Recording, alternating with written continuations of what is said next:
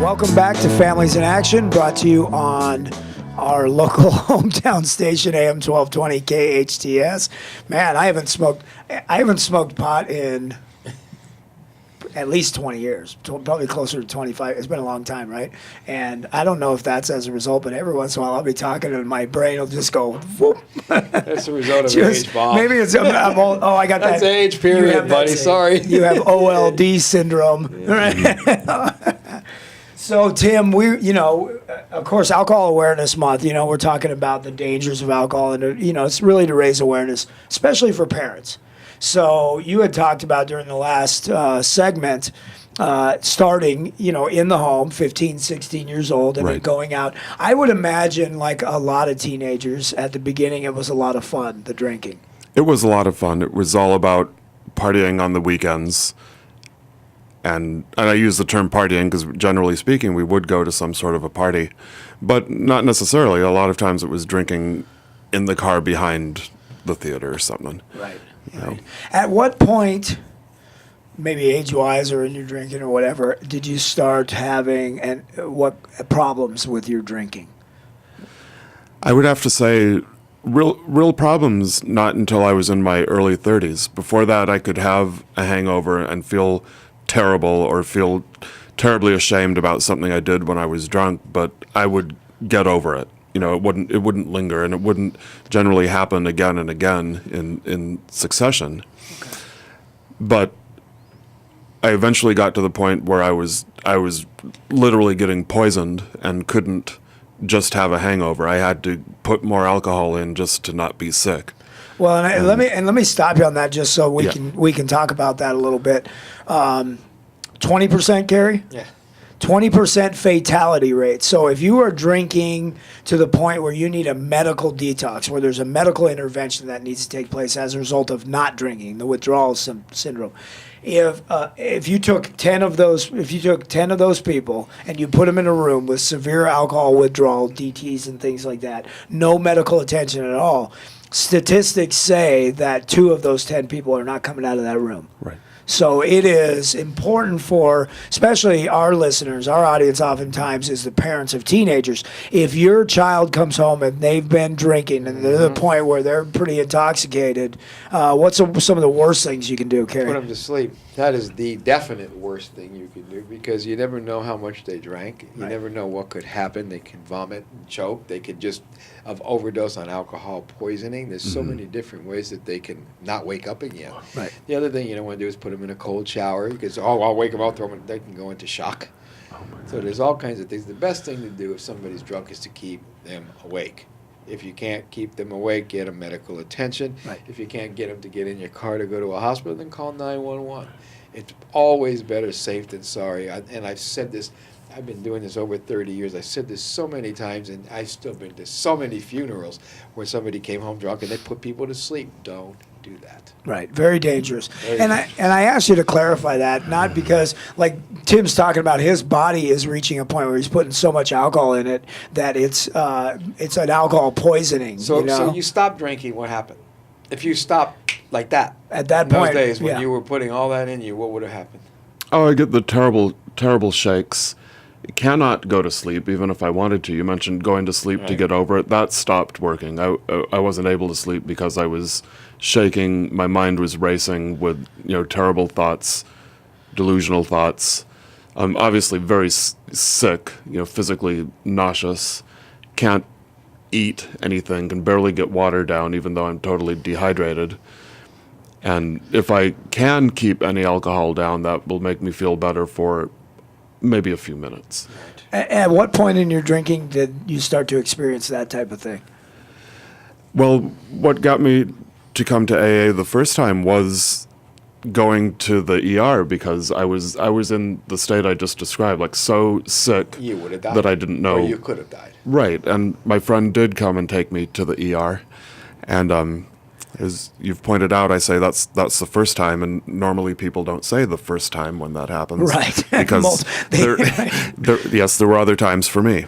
Well, and there's another key factor in differentiating the difference between alcoholism and somebody who's got a drinking problem that can stop is that most people who drink, and in fact, studies say something between 80 and 90% of people who drink, if they experience problems like that, it's enough of a wake-up call for them to stop or moderate their drinking. They won't have multiple times in an emergency room for the same types of things, multiple DUIs, stuff like that. But there is between 12 and 17% of the drinking population will become alcoholics. That's a big number if you think about it. How many people drink? Yeah. 12, almost 20% of those people, 12 to 20% will become alcoholic. That's a lot of people. Right. And alcoholism is categorized by a lot of different symptoms, and we don't have time to get into all those symptoms, but that is one of them. You have a run like that where you end up in an ER, and everybody's telling you like you really need to stop drinking, Tim, and you're like yeah, and then you're right back at it again. So yeah. We have time. We have a little bit of time. So what was your bottom like? What was the end? What did the end of your drinking look like back in 2001?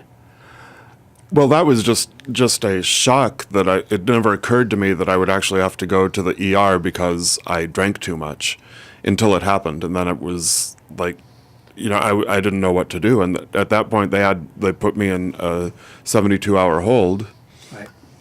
And rightly so, because I didn't know what was going on. I didn't know like why I was at the hospital, what was happening to me physically. Delusional. You were delusional. Yeah. Yeah, I didn't understand why I was physically so ill. Like I thought that there was something other than alcohol wrong with me. We never want to blame the real culprit, do we? Oh, no. Because if we do, No, because then I might have to do not something do about that. we might have to not do it. Yeah, exactly. Let's blame everything and everything else but what it really is. Hey, this is Families in Action on our hometown station, AM 1220 KHTS. We'll be right back. Welcome back to Families in Action, brought to you on your hometown station, AM 1220 KHTS. So, we're running out of time here, Tim, and we still want to get into some of this. So you start ending up in hospitals, 2001, you're in and out of, treatment and recovery and things like that. Let's fast forward to today, because I've known you for a long time, and I'll tell you from my perspective, and I think from yours as well, is that you're in a place now where alcohol is not even you're in a whole new world now. Alcohol is not even a problem in your life, not even an issue in your life, and your recovery today is like I've never seen it before. Thank you. That's right. That's exactly how I feel. And this started a year and a month ago. And what I was talking about with the going back to the ER, that started after initially being sober for 3.5 years, then went back to drinking. And then over the 10 years between 2004 and 2014, those episodes were getting closer and closer and more extreme until the last 6 months before I stopped drinking a year ago. I lost track of how many times I was either hospitalized or had to see my own doctor. I was again back in the behavioral health unit because of it, and then a month after that experience, again got drunk and back to the ER. So those episodes were getting much closer together and just much more extreme. Right. But you're in and out of recovery you're in and out of treatment centers and you're in and out of AA meetings and things like that, that whole time during that 14 years. Yes. Why does a person continue to drink even though they're exposed to all that recovery? For you, why would you go back to it again and again after a period of sobriety? I gave up. Trying to figure that out? No. Well, yes, I did. I gave up trying to figure that out. But Nice, Bob. I gave up on the behaviors, the attitudes I was holding during the times that I was sober that was helping me and keeping me sober. And it's not fair to say that I forgot. I didn't forget. I got drunk because I wanted to, because I was feeling childish and selfish, and I just wanted to. Tim, what's different now? What's different now is that I've been able to enjoy just some comfort and some contentment in being sober and not bashing my head against the wall like, should I drink, shouldn't I drink, what's wrong with me? I do have people to help me figure out those things and talk about those things and get away from it. let it go. Don't like. You know, staying sober is easy. You just got to change everything. Mm-hmm. Your friends, your playground, your toys. You know. And I heard that before, and I never totally accepted it because I always had some sort of like, well, yeah, I'll change everything, but I'm keeping my job because I have to make money, and I'm going to keep commuting because I have to get to my job to make money, and then I'm not changing everything. And then sooner or later that becomes more important than staying sober. And it's got to go from here, from our heads to our hearts. Mm-hmm. When it's here in the heart, we get it. It seems like it's placed in your heart this time. It does. It feels like that, definitely. But I've allowed time to let it sink in and just be consistent, go to the same meetings, talk to the same people, and be present in my own life and be present for my family. Life, huh? Mm-hmm. Yeah. You know, we could have done this show a whole lot differently. We could have sat down and given you all the statistics on how many people die every day from alcohol, and that it's one of the major causes of our children losing their lives, you know, and on and on and on. But we didn't want to do that. We wanted to bring Tim on so you can kind of hear the struggle of somebody that, you know, it starts when they're 15 and drinks to their 30 and then has issues and says, okay, I need to stay sober, but still struggles. Right. You know, until he gets to the point where he's kind of good with life, you know, and with himself. But it's a war. And it's almost like what I heard you say, like I stopped doing the things that I knew were working for me when I was in the recovery process. Because you had, at one point, you had like 4 years sober, right? Right, and just then about. you ended up getting drunk after that. Right. And it's almost like, think of medicine, but spiritual medicine. Like a spiritual medicine, right? And that includes like the meetings that we go to, the people that we talk to, our support group, the steps, you know, the process, the therapeutic process that we're involved in, and ongoing in our recovery process, much like the diabetic, checking the blood sugar, exercising and eating right, taking my medicine, all that different stuff. My brother's been a diabetic since he was 8 years, you know, diagnosed at 8 years old. And every once in a while in his life, he doesn't take his medicine. Like, he won't do the things that he needs to do in order to keep him cool. And it's the same thing. And you can't forget. Oh, and very quickly. And that's what happens with yeah, alcoholics yeah. and addicts and diabetics and people that are on depression. Right, Everybody wants to right. think they're better and they don't need their They're like, medicine. I can miss this meeting today, or I can miss this dose today. You right? can't forget where you came from, and you can't forget the medical conditions that you have, and you got to take care of business every day. Yep. And somebody said, you know, staying sober is easy. At first, I mean, it's a 24-hour-a-day job.